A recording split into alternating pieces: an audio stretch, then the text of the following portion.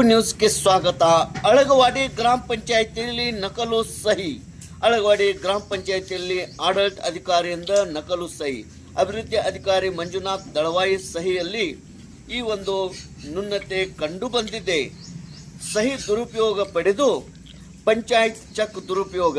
ಅಭಿವೃದ್ಧಿ ಅಧಿಕಾರಿ ಮಂಜುನಾಥ್ ದಳವಾಯಿ ಸಹಿ ಮಾಡಿ ಚೆಕ್ ಕೊಟ್ಟಿದ್ದು ಕಂಡು ಬಂದಿದೆ. ಆಡಳಿತ ಅಧಿಕಾರಿಯ ಸಹಿ ಕಾಪಿ ಮಾಡಿ ಸಂಬಳ ತೆಗೆದುಕೊಂಡ ಸಿಬ್ಬಂದಿ.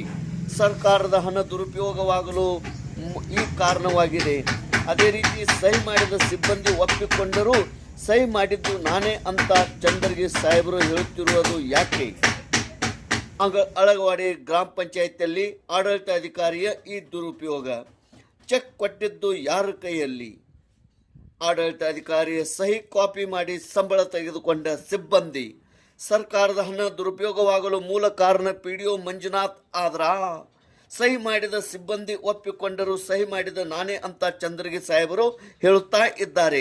ರಾಯಬಾಗ್ ಇಒ ಅವರಿಗೂ ಕೂಡ ಸಹಿ ಮಾಡಿದ್ದು ಕಂಡು ಬಂದಿದೆ.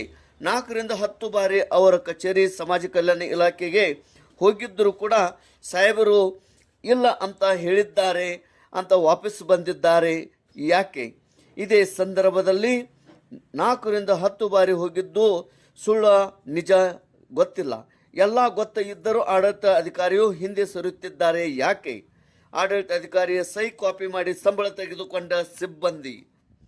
ಅಷ್ಟಕ್ಕೂ ಸಿಬ್ಬಂದಿ ಹೇಳಿದಾದರೂ ಏನು? ಪಂಚಾಯಿತಿ ಚೆಕ್ ದುರುಪಯೋಗ.